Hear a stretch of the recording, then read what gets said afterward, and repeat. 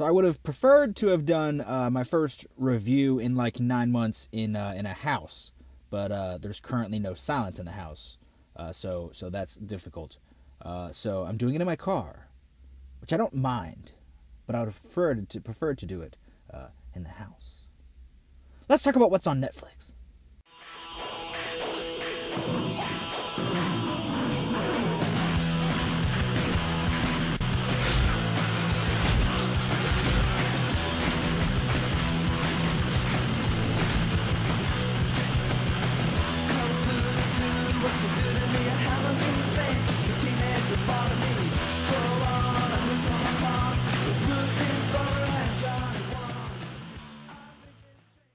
I'm the martial arts film freak, and I watch The Night Comes for Us. 3 tahun gue jadi mesin pembunuh mereka.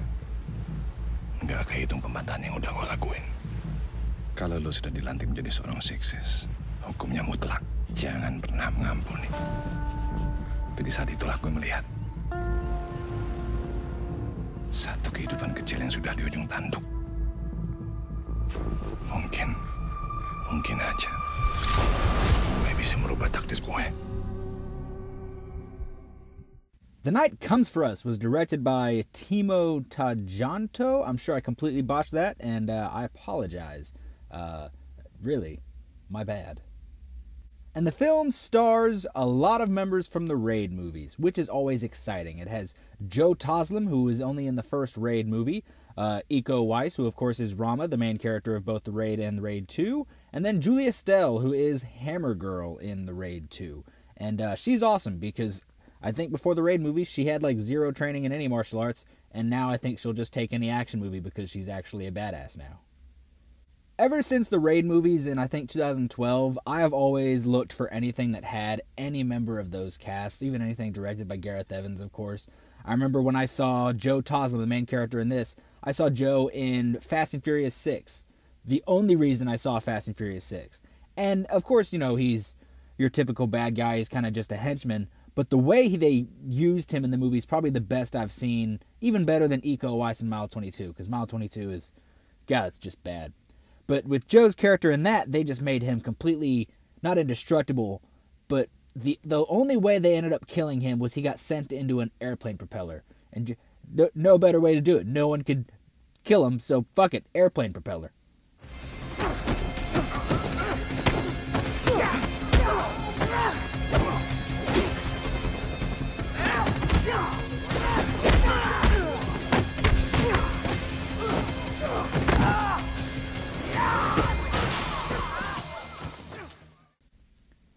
I remember I got excited for a movie called Yakuza Apocalypse because it had Yayan Ruyan, who was Mad Dog in the first Raid, and I think his name is Precoso in the Raid 2. And I was like, oh, what's this movie? Yakuza Apocalypse? And go watch it, please, because it's weird.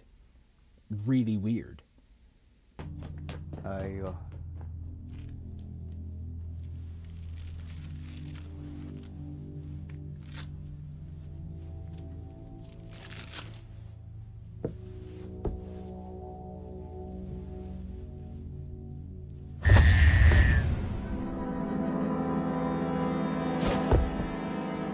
Your dates are over, mister.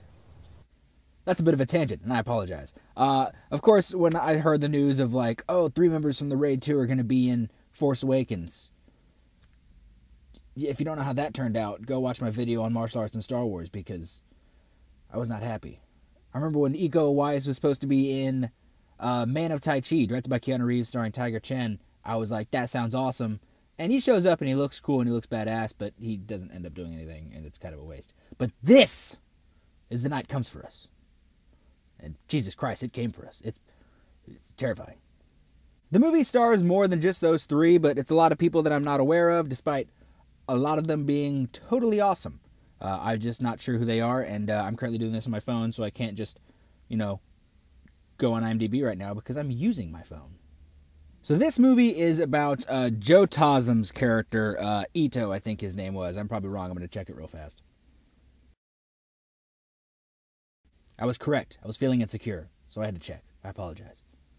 So Ito has to take... Ito is a member of the Triads. I think he's one of a group called the Six C's. This movie's a little bit hard to follow at parts, probably just because I had to read subtitles the entire time, and I was getting a little bit distracted at points. But so he has to take this gang, he has to take his group, and he has to pretty much wipe out an entire village because they stole from the Triads. Ito gets soft. He can't do it because there's a little girl, and he saves the little girl, and he kills his entire group, and now a bunch of the Triads, a bunch of the Six C's have to go take out Ito, Joe Taslim. One of the people that has to take him out is Iko Uwais, someone who Joe Taslim's character is very familiar with. There's also two crazy, very skilled, dangerous women who I don't know, who are also with the Six C's, and they want to kill him, and they're freaking terrifying. One of them has one of the most terrifying weapons I've ever seen, and it's just like a fucking piano wire with a weight at the end of it, so it just slings around and she gets some gruesome kills with it, and that was very uncomfortable. There is also Julia Stell's character, whose name I do not remember, and I don't even remember who she worked for. The movie probably said at some point, and I didn't catch it. I just found it difficult to figure out who she was working for. But she was awesome. Ito seeks refuge with some old friends, some former criminals that are now sort of laying low and I think trying to do some good. And this is where we meet, I think his name is Fatih, and a character's name I don't remember because he doesn't really say anything the entire time. And White Boy Bobby. White Boy Bobby's a freaking maniac. He's really cool. He's a cool character once he doesn't say much. But sort of in some of his actions, you know, he's got a good moral high ground, despite being a freaking crazy person. And this is a really cool group. This movie does really well with some characters that, despite not having a lot of dialogue, sort of through their actions and a few other things, you're really on their side and you root for these characters. Fatih is the leader of the group, and he sort of tells Ito, like, we've got it. I know you don't want to get us any of us involved, but we're already involved. We'll keep this little girl safe. You go do what you got to do, and you know, things keep going from there and get pretty insane and very bloody. And speaking of blood,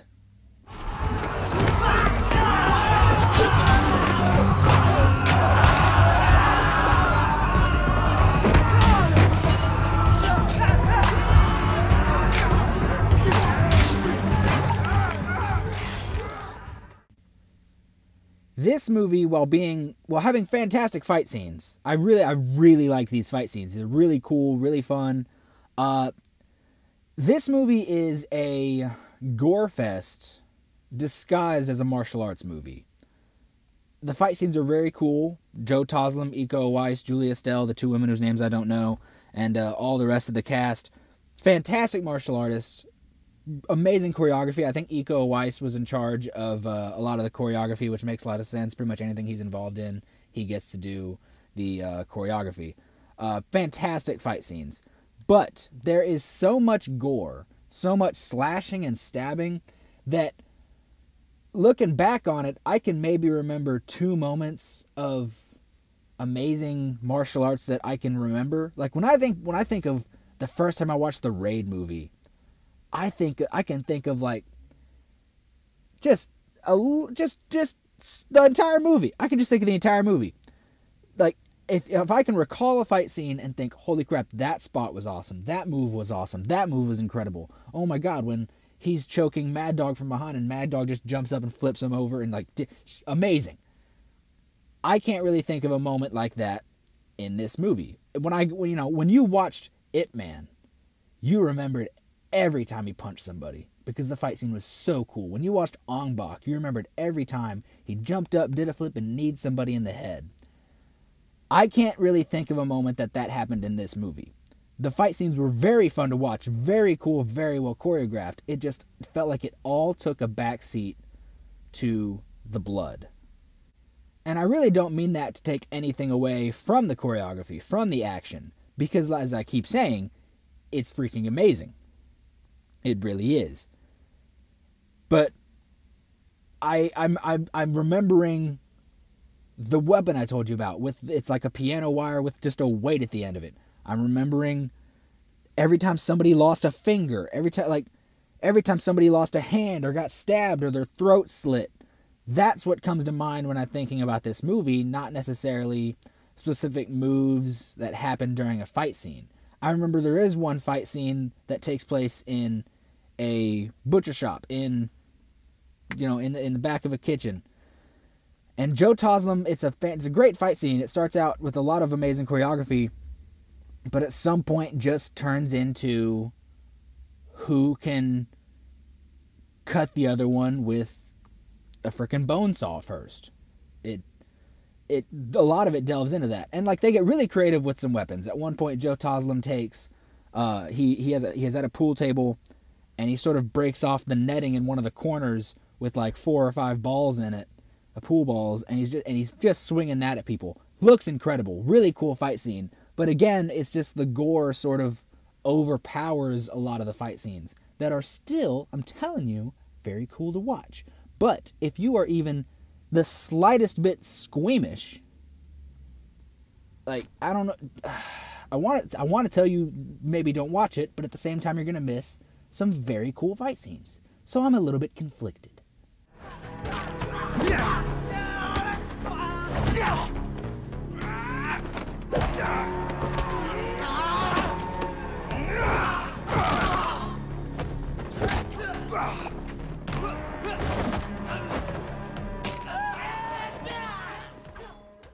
So with all of this being said, my extremely confusing thoughts on this of being full of fantastic fight scenes and amazing choreography, incredible martial artists throughout. I think everyone did an amazing job. I think this is probably the best I've seen Joe Taslim do. I haven't seen anything with Joe Taslim where he can pull out a really long performance. You know, you see him in The Raid, and he gets a decent bunch of lines in the truck where he's telling everybody what the mission is, and he gets the confrontation with the traitor among the cops, and then The Raid is 6 years old now. I'm going to spoil it. He dies. Fast and Furious, he shows up for 3 fight scenes, and he dies. So I think Joe Taslim did a really, really good job. Everyone in here was amazing, especially with all the action, because the action was complete intensity. There's a fight scene that goes on for about 45 minutes between the triads and Fatih and White Boy Bobby and their crew. And it's seriously like a 45-minute scene. And it's kind of incredible how long it goes. But like I said, while there is amazing choreography and fight scenes, it's a freaking bloodbath. Still amazing that it went so long. I gotta wrap this up. Alright, so, incredible fight scenes. Incredible. I mean, everyone did amazing. The directing, it's great. It's amazing. Bloody as hell. Maybe not super for me. I guarantee there's people who will watch this and be like fucking reveling in all of the insanity. And it just wasn't all for me. But the fight scenes I did really, really enjoy. So I think I enjoyed the fight scenes enough. And I enjoyed the story. And everyone was so charismatic and awesome in it. Despite all the blood and dismemberment that made me just uncomfortable and made me gasp and say holy shit and oh fuck a lot, and made me like just kind of quiver.